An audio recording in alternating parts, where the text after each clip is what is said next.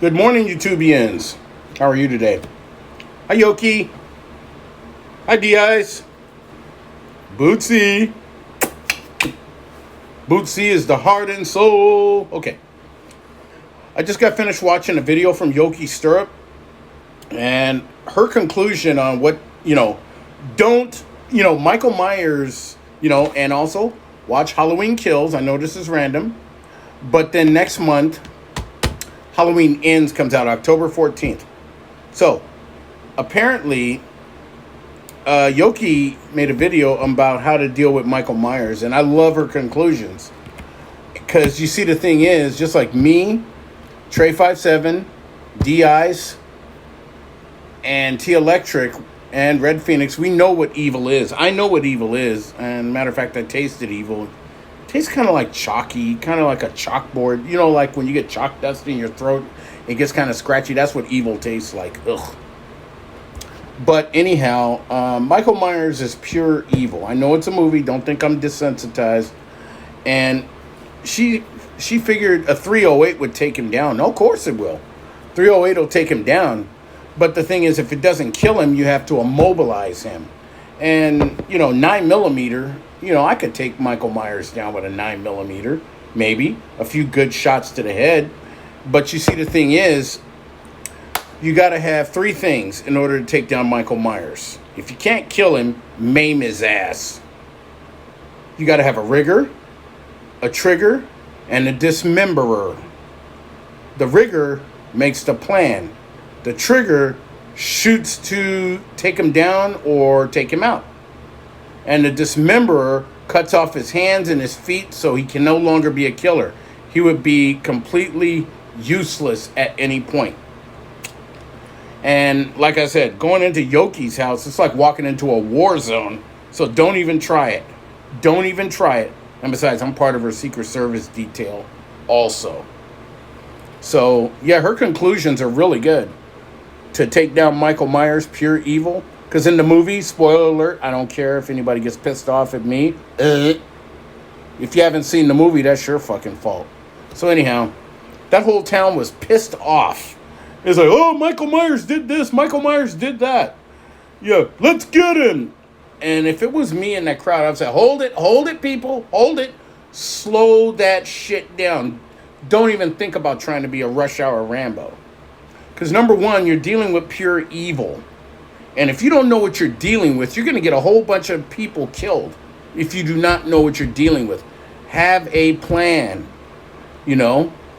First, you have to dismember him. You have to cut off his hands, cut off his feet. But how to get that close? You got to slow him down, people. Think. Think before, or better yet, don't think. Do. Know what you got to do. Have somebody standing by, have 2 or 3 people standing by with machetes. As soon as he's down, you go for those hands, you go for his feet. That's it.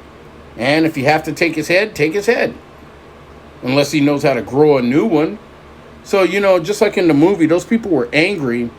And apparently, just like that one kid that played Tommy Doyle, which is now grown up and an adult, he's a prime example of being a Rush Hour Rambo for quick revenge. Revenge is not the answer. That's the reason why I like people like The Punisher. It's not revenge. Revenge is based on emotional response.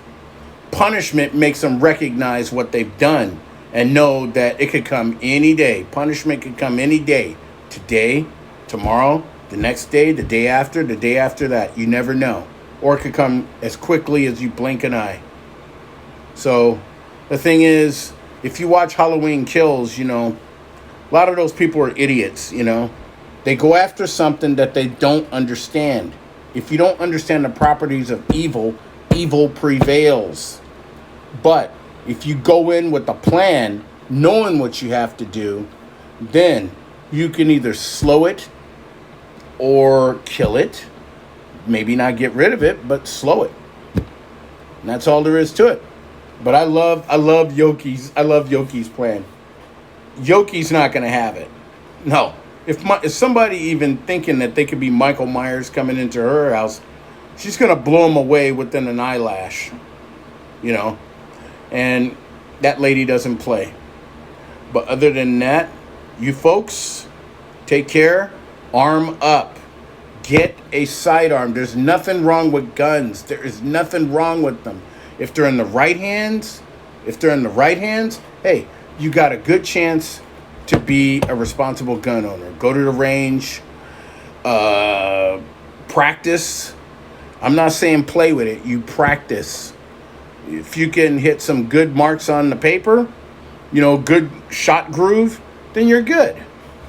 But if you just buy a gun and sit it in your closet, all it's going to do is collect dust until you have to use it.